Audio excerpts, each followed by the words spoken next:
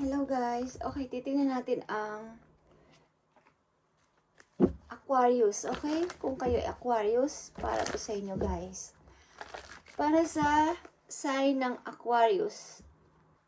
Kung kayo ay Aquarius, air sign ito guys. Air sign. Okay, ang mga Aquarius is matalino guys. May pagka-practical ang mga ito. Matalino. Lalo na sa money. At sila ay mautak. Okay guys. Matalino. But medyo tuso. Matalino sila guys. Promise. Lalo na sa business. Ang mga Aquarius. Okay. Tingnan natin. Maraming situation ng mga Aquarius. Sa kasalukuyan. Guys. Okay, Aquarius. This is for you. At titingnan din natin ang inyong pag-ibig. Okay, Aquarius. Yeah. Nakikita nyo to? Ang mga Aquarius, okay, sign to ng Point of Swords. Okay. Siya ay may isang salita, guys, ang mga Aquarius.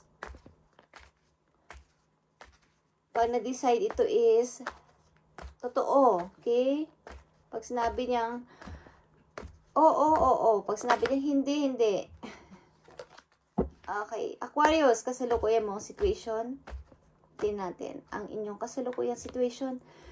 Kasalukuyang situation ng mga Aquarius, titingnan natin guys. Yeah, Ace of Swords. Lahat kaya niyang ma-overcome. Yung mga obstacle, yung mga problem, kaya niyang ma-overcome na mag-isa. At madali siya maka-move on. Okay ang mga Aquarius? Okay, tingnan natin ang Aquarius. Ten of Pentacles. Okay. Nagkalat ang mga opportunity sa paligid niya. Maaring maraming kumakausap sa kanya na mga tao, nagsasuggest ng kung ano-ano, okay? Ang ilan sa kanila is maaring single father, single mother, at lapitin ang mga opportunity. Okay? Eight of Cups, maaring ikaw Aquarius is umalis sa situation na hindi mo na kinakaya. Okay? Maaring sa kabila ng may love ka pa sa tao, na to is umalis ka ng biglaan at walang pasabi. Okay? And the star is here. Maring may gusto kang i-fix sa sarili mo. Kay Aquarius, may gusto kang itama sa mga nagawa mo. At pinipilit mo tong maging okay sa iyong kasalukuyan. Bagamat medyo parang imposible, but umaasa ka na maging okay uli ang situation na to at pinipilit mo. Gusto mong may mabago sa sarili mo, Aquarius. Okay, titignan natin kung ano yung mga gusto mong i-fix. At andito ang Ten of Pentacles. At Eight of Cups.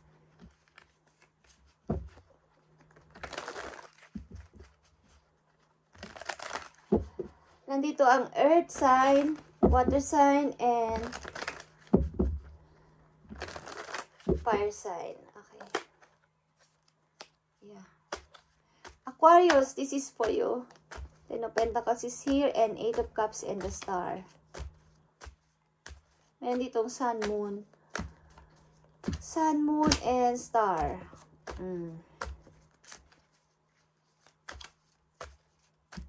Tingnan natin. Eight of Pentacles. Ten of Pentacles, Eight of Cups. Aquarius, this is for you, and the Star is here. Yeah, Ace of Swords. Nandito na naman ang Ace of Swords. Ten of Pentacles, guys. Eight of Cups and Two of Cups. Dito sa Ten of Pentacles, guys, kung ito ay about sa pag-ibig, mayroon kang inalisan na person but gusto mong ma-fix, gusto mo ulit makipagkita sa tao na to. Ito ay maaaring long-term relationship at maaaring kung ito ay opportunity. Gusto mo ulit balikan ang trabaho na to. Gusto mo ulit magkaroon ng, kumbaga, gusto mo ulit magkaroon ng connection sa trabaho na to. Gusto mong balikan. Bagamat inalisan mo. Okay. At kung ito relationship, love relationship, katulad ng sinabi ko guys, is ang tao o ang situation na inalisan mo is gusto mong balikan, gusto mo ulit makita ang person na to na yung iniwan, maaaring may anak ka rin sa tao na to, okay? And 8 of Cups, meron kang inalisan maybe, dito, yeah, meron kang inalisan para sa yung opportunity, para yung pag-unlad mo, okay, para sa sarili mo, maybe gusto mong maging okay ka sa money, okay, meron kang inalisan na person para sa yung, para dito sa opportunity na to, Aquarius. Okay, the star is here. Yeah. Maring meron kang gustong i-fix like I said, okay, sa isang person, Queen of Pentacles and 9 of Cups is here. Sa isang person na yung pinapangarap o gusto makasama sapagkat kulang na lang dito ang one cup para kayo ay mag-iisang pamilya o mag-iisang totoong pamilya. Okay, meron itong King and Queen of Pentacles. Okay, maaring dealing kayo sa earth sign. Okay. Capricorn, Virgo, Taurus. Tingnan natin to guys. O ito ay about sa pag-ibig. Tingnan natin ang naging situation nyo o situation nyo sa kasalukuyan, Aquarius. Mayroon kang nilisan na tao sapagat para sa opportunity na pinili mo. And dito sa star, the star is mayroon kang dinidream na isang person na sa palagay mo is ito yung makapagpapasaya sa'yo at pinipilit mo to kahit imposible. Okay, and dito sa 10 of Pentacles, kung ito ay trabaho, may gusto kang balikan na trabaho na dati mong minahal at gusto mo ang trabaho na to dati pero gusto mo ulit balikan. Kung ito ay relationship, ang inalisa mong tao na to is gusto mo ulit makita at makausap. Maaring may anak ka sa person na to. Okay, Aquarius, tingnan natin ang about sa inyong pag-ibig. Thank you. Reaching your goal. Okay. Everything you want from this connection will manifest in the near future. Maaring na dito to sa star, ang reaching your goal. Kaya nandito ang star is pinipilit mong, kumbaga, i-fix ang lahat-lahat. Everything you want, mayroon kang minamanifest dito. Maaring ito ay connection sa isang person na pinapangarap mo is, ito yung parang big target mo sa kasalukuyan na gusto mo yung tao na to, ito ang dream mong person. Okay, minamanifest mo ang person na to, Aquarius. And tingnan natin dito sa 8 of Cups, Aquarius, about sa pag-ibig mo. Wow. Okay, engagement ito. Your love life is soon ascending to higher level of commitment. Maaring itong inalisan mong person is may connection na kayo at maaring engage na kayo ng person na to, but maaring inalisan mo muna or umalis ka sa situation, maaring engage na kayo ng tao na to. Okay? Dito sa 10 of Pentacles, tingnan natin about sa yung pag-ibig. I need message for Aquarius. 10 of Pentacles. Kita nyo to guys, unbreakable love. This person has genuine love for you. You can overcome any issues that may arise. Okay, hindi mo malimutan ang person to, kaya katulad na sinabi ko, maaaring ito ay gusto mo ulit balikan at amuin or makipagbalikan ka. Gusto mo makipag-reunion sa tao na to. Okay? At nandito rin ang 2 of Cups. Yeah, guys. May inalisan kayong person pero sa hulit-huli kayo ay nagsisisi. Okay, at gusto nyo lang namang maabot ang inyong pangarap maybe. But ang tao na to pa rin ang inyong gustong balikan at pinapangarap. Okay guys, tingnan natin pa ang mga message dito. Sa 10 of Pentacles, para sa mga Aquarius na nandito sa reading. Aquarius na nandito sa reading, tingnan natin ang inyong message today. 10 of Pentacles, 8 of Cups, and the Star. Maaring gusto mong pakasalan ng tao na to o gusto mo ulit makasama ang tao na to. Okay, 10 of Pentacles.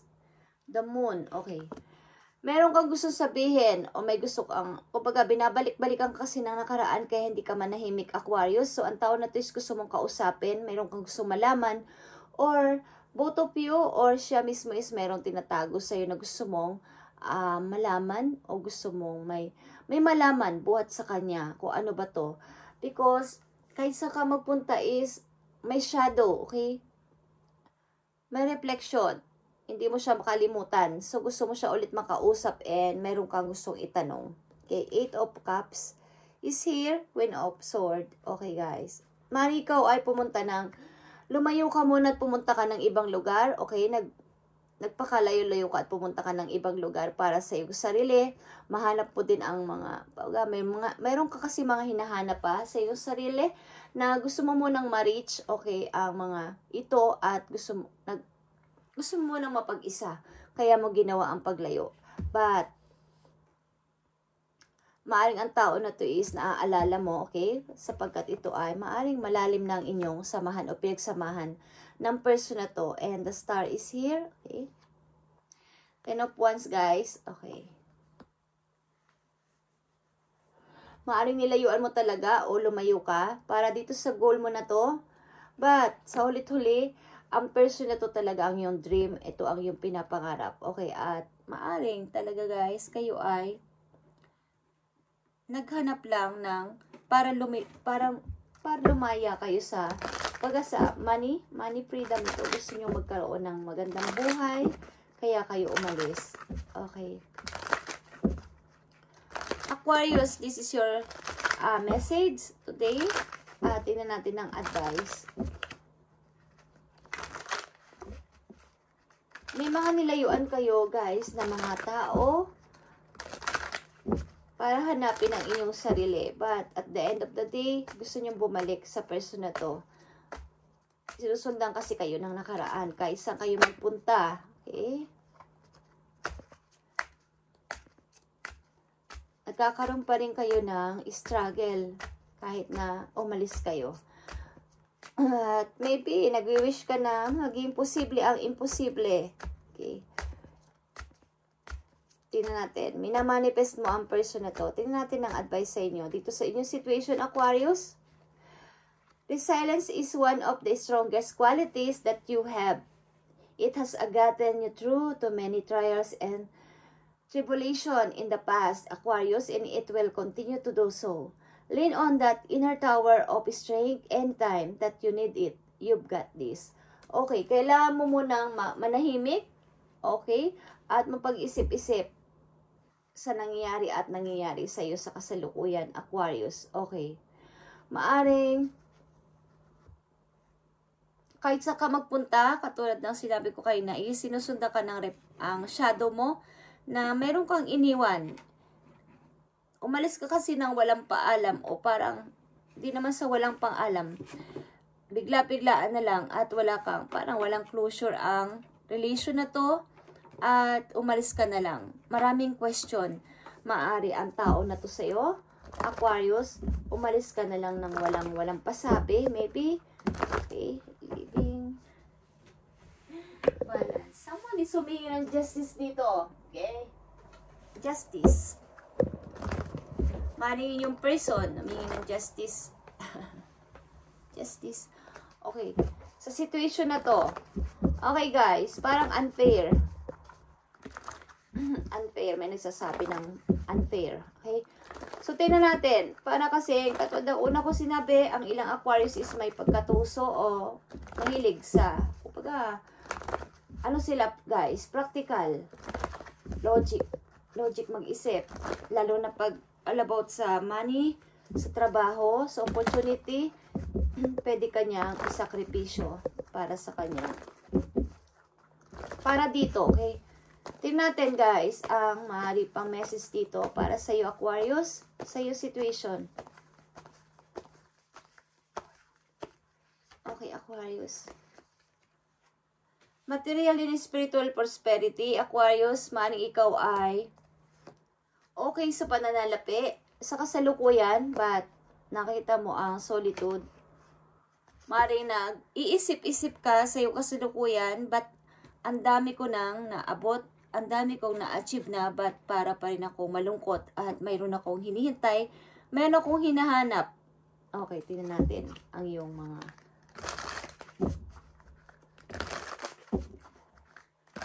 message pa. Aquarius, para sa iyong reading na to. Maaring pinili mo ang magandang buhay o maging maayos lang naman sa buhay. Kaya lang, mayroon kang mga nasagasaan o nasaktan sa iyong pag-alis ng bigla-biglaan at walang paalam. Okay. Madali kasi, ang ilang Aquarius kasi guys, madali mag-isip, madali mag-decide. Pag sinabi niyang gusto niya, gusto niya. Pag sinabi niyang ayaw na niya, ayaw na niya. Okay, at pag sinabi niyang ito na yon, ito na yung decision ko, yun na yun guys. Okay? Tingnan natin ang message dito. Dalawang message para sa iyo Aquarius.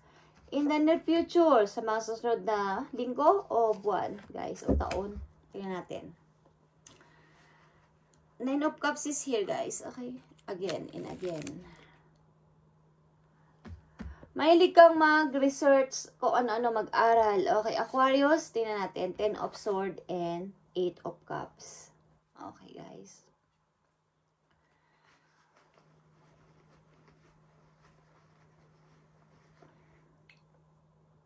Madali kang, tawag dito, madali kang umalis sa isang situation pag nalalaman mo na para kang nadidrain o parang nararamdaman mo na para kang nabibiktima o nagkakaroon ng hindi tama sa relation o sa isang situation, madali kang umalis ng walang paalam. Okay. 8 of Cups pa ulit-ulit. Madali kang umalis ng walang paalam at kahit na mayroong nasasaktan o mayroong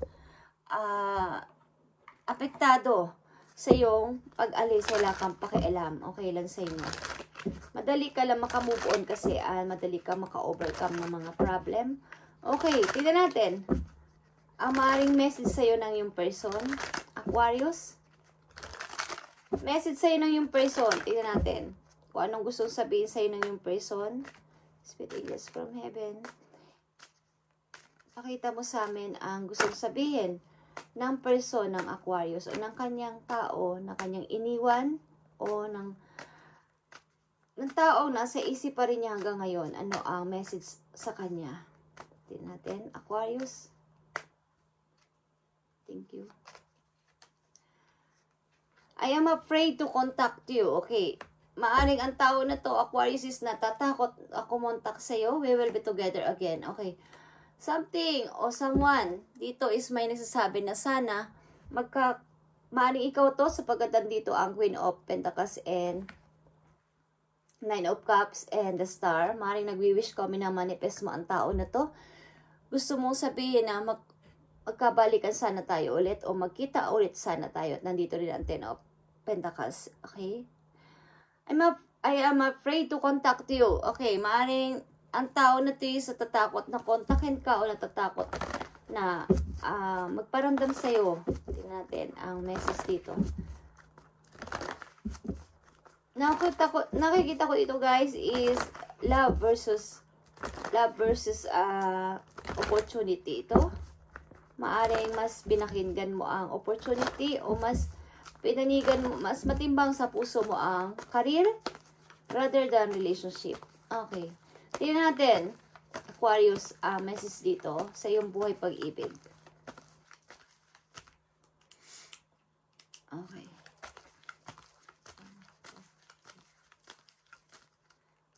Tingnan natin, Aquarius.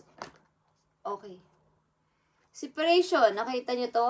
Time apart from your partner is on the horizon. Talagang kayo ay nakatakda talagang maghiwalay ng yung partner sa something reason.